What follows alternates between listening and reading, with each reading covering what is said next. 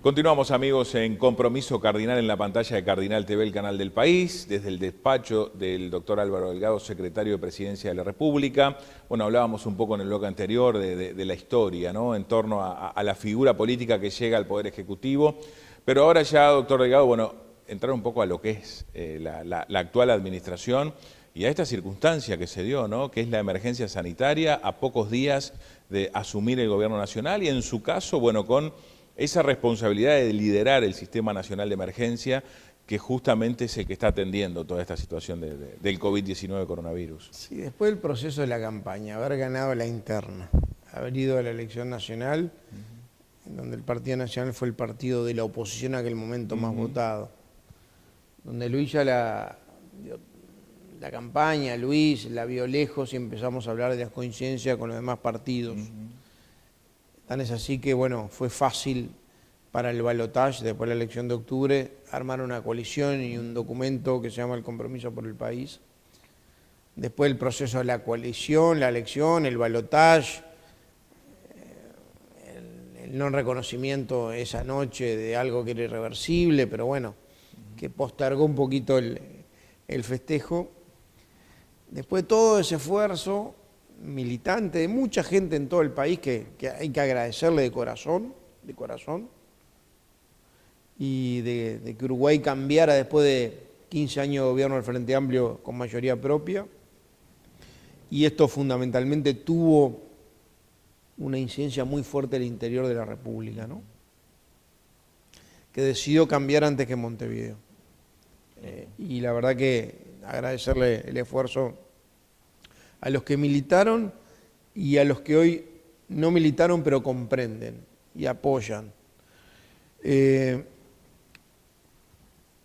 Con toda la ilusión de asumir el 1 de marzo, Luis me había ofrecido ser secretario de la Presidencia, en ese momento yo había salido senador, había que renunciar al Senado, era una decisión difícil, pero ¿sabes lo que pasa? Después que uno está en todo este proceso, como te conté en el bloque anterior, de haber generado y haber ayudado a generar todo este movimiento, el presidente te pide acompañarme en este proceso siendo el secretario de la Presidencia, que estás todo el día espalda con espalda en la ejecución, en la coordinación de gabinete y en la ejecución de decisiones, en este caso del Poder Ejecutivo y del Presidente de la República.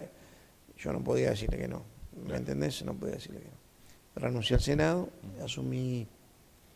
tuve 15 días en el Senado, el 15 de febrero hasta el 1 de marzo, y el 1 de marzo asumí, fue el primer cargo que me tocó firmar, es el primer cargo que designa el presidente, cuando en la plaza, un momento muy emocionante, cuando en la Plaza Independencia, el 1 de marzo está la ceremonia de asunción de los nuevos ministros.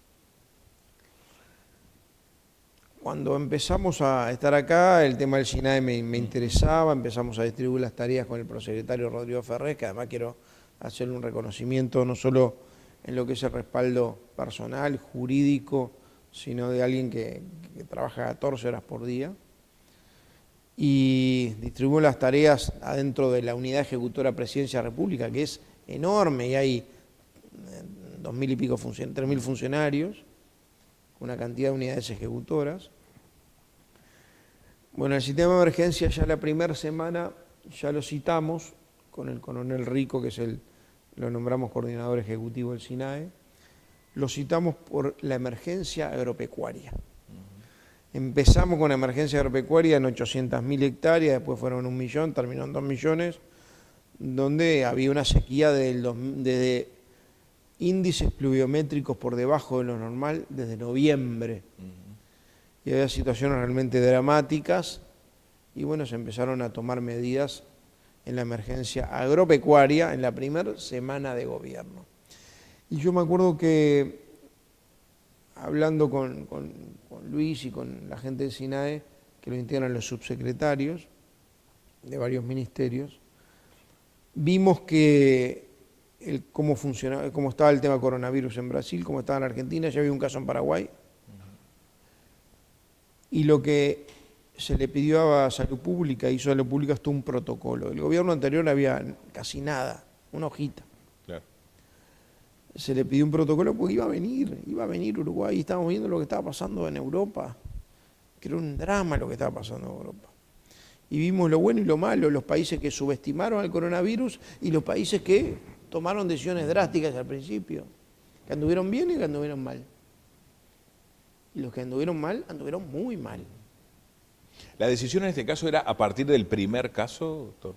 Bueno, nosotros empezamos a generar protocolos, a generar temas de prevención y de detección, a generar dos cosas. Primero, el objetivo es aumentar la capacidad ventilatoria en los CTI, aumentar la capacidad de camas en los CTI, y además aquellos infectados por coronavirus que son sintomáticos, que son un porcentaje chiquito, capaz que el 70 y pico % son asintomáticos, pasa como una afección respiratoria, pero contagian.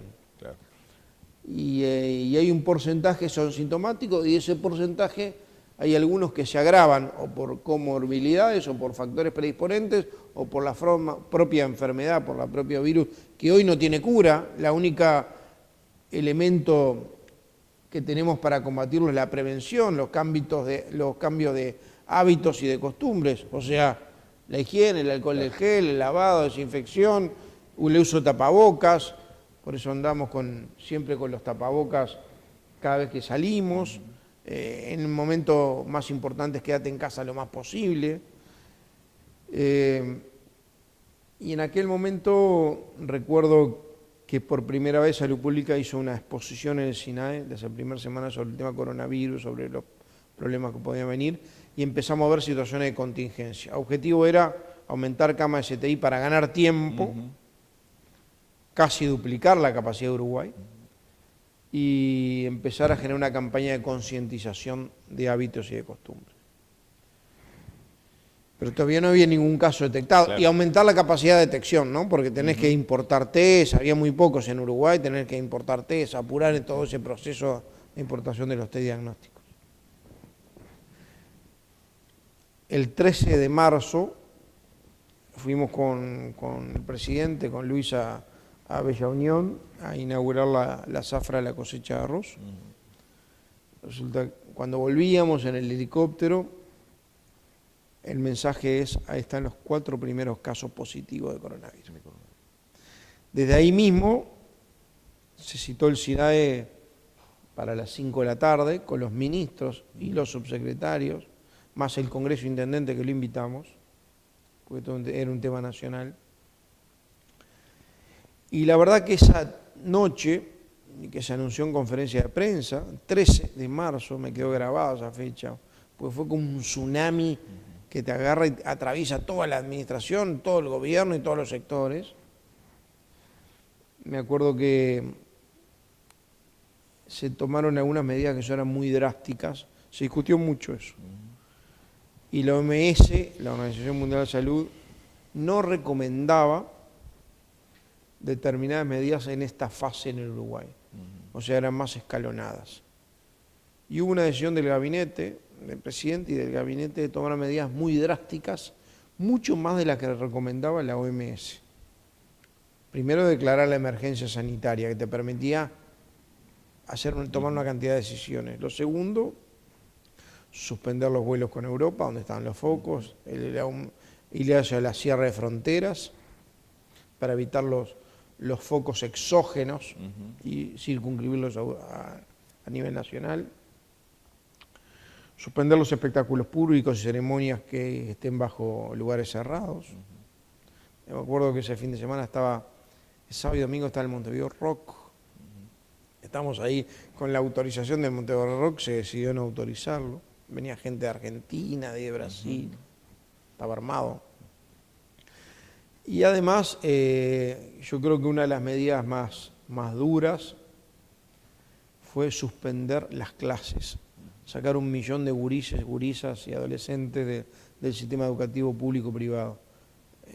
Jardín de infantes, primaria, secundaria, UTU y universidad. Con la garantía de darle de comer, de buscar los mecanismos para que siguieran dándole de comer a aquellos que necesitaban la escuela además para la alimentación diaria, ¿no? Claro. Que eran cerca de 30.000. Tan es así que ese día en realidad se decidió, para que veas lo dinámico que es, se decidió no tomar asistencia. Al otro día hubo una reunión entre el presidente del CODICEN que estaba en ese momento, el que iba a ser en el futuro Robert Silva, ministro de Educación. Yo me fui a Durazno con el ministro de Salud Pública a una reunión con el Congreso de Intendentes y los CECOE, los Centros Coordinadores de Emergencias Departamentales, el SINAE, para coordinar estrategias y anunciarle lo que habíamos resuelto el día anterior e involucrar a los gobiernos departamentales. Los espectáculos públicos, si bien hay una exhortación nacional, después hay autorizaciones departamentales. Teníamos que alinear a los gobiernos departamentales, cosas que se alinearon inmediatamente. El cierre de shopping, el cierre de actividades deportivas, bueno, todo eso que sacó esa semana, rápidamente. Y me acuerdo que esa tarde termina la reunión del ministro Pablo de Silveira con el director entrante y saliente del CODICEN, el presidente. Me llaman y dicen, mira, yo creo que deberíamos suspender las clases. No tener asistencia, no computar asistencia en suspender por 14 días, o sea, por 2 semanas, porque además coincide con el periodo de incubación del virus. Y bueno, me acuerdo que hablamos con el presidente, lo llamé y él me dijo sí, y anuncialo ya. Hice una conferencia en Durazno, me acuerdo ese día, anunciando la suspensión a partir del lunes, eso era un sábado, a partir del lunes, de las clases por 14 días. Después iba a haber una semana al medio que sabíamos que era sándwich y iba a seguir, y después venía Semana Santa de turismo, que en realidad no fue ni santa, ni de turismo, ni ciclista, ni criolla, y que venía una suspensión de clases. Y esas decisiones tan drásticas, como dijo el catedrático de infectología de la Facultad de Medicina, esas decisiones tan drásticas del gobierno y la conducta de la gente responsable de quedarse en casa, de cambiar los hábitos y las costumbres, bueno, colaboró muchísimo. Las decisiones del gobierno, la comunicación del gobierno diciendo todos los días con transparencia cuántos casos nuevos hay, cuántos test hicieron, las recomendaciones que hay, las medidas paliativas vinculadas a la salud, después vendrán las económicas, ¿no? Vinculadas al mientras tanto, a los que esto los perjudica mucho económicamente, sobre todo los que están con los que paran la olla día a día. Claro. Me acuerdo que esos momentos permitieron en la comunicación con la gente que la gente tuviera una actitud responsable. Claro. ¿Nunca estuvo sobre la mesa la cuarentena obligatoria? No, bueno, sí estuvo sobre la mesa, perdón. Responsabilidad social personal, con el tema de que la conducta de cada uno condiciona la salud de todos. Y la verdad, ahora te contesto eso permitió que, a diferencia de lo que pasó en otros países, que esto se instale en un país por un foco exógeno generalmente, o varios focos exógenos, o sea, de otros países, o gente que estuvo en otros países, y se dispara, porque es ultra contagioso, una tasa de morbilidad impresionante tiene el coronavirus, que es un virus respiratorio, que reitero, no tiene cura, excepto lo paliativo. Aquellos que son sintomáticos y terminan muy mal en un CTI con ventilación mecánica, ¿no? Entonces nosotros logramos que ese pico de contagio se transformara en curva de contagio, y hoy con las medidas que se tomaron la curva se fue meseteando. Ustedes van viendo que cada vez hay más test y la proporción es menos contagiados, y además hay más recuperados. Entonces Uruguay es un caso que hasta ahora lo están estudiando. Ahora, si nosotros cambiamos y aflojamos y no tenemos el distanciamiento social y físico, no usamos tapabocas, no tenemos los hábitos de higiene, esta nueva normalidad implica que está todo protocolizado, con pasos cortos, con pasos seguros, con pasos responsables y con pasos evaluados que se están testeando. Bueno, si los uruguayos cambian el sentido de la responsabilidad, que estoy seguro no va a pasar, esto cambia también. Ustedes habrán visto algunos países, incluso de América Latina, que fueron para adelante, después tuvieron que ir para atrás. Quizá el momento más difícil fue cuando se reclamaban de varios sectores la cuarentena obligatoria. Incluso hasta el expresidente Vázquez lo reclamó. Y hubo una discusión en el gabinete, había mucha gente que estaba a favor, y es entendible, el miedo, el temor. Y hubo una decisión muy fuerte del presidente, muy medida, ahí una decisión política, ¿no? De decir, A ver, no podemos exigir lo que no podemos hacer cumplir. Claro. Porque cuarentena obligatoria, ¿qué implica? Y los que se van, los que no la cumplen, los que son irresponsables, los que están eso. Porque además, cuarentena obligatoria en algunos, porque otra mitad del Uruguay sigue trabajando para la que otra mitad pueda subsistir. Toda la cadena de alimentación, de distribución, de comercialización, los frigoríficos, todo eso iba a seguir, el agro, bueno, iba a seguir funcionando. Entonces era una cuarentena para algunos. Y además queríamos evitar un estado policíaco. Claro. Estar persiguiendo, bueno, este está violando, ¿no?, la cuarentena, y que no pase como pasó en otros países, que había más procesados que contagiados. Entonces apelamos a lo más importante, que es al corazón y a la responsabilidad de los uruguayos, y creo que valió la pena. Le propongo otra pausa. Con mucho doctor gusto. Pausa, amigos, en Compromiso Cardinal. Luego de la misma, bueno, redondeamos el tema de la emergencia sanitaria, pero vamos a hablar del después, de las repercusiones que indudablemente en muchos sectores tendrá y cómo el gobierno lo afrontará. Ya volvemos.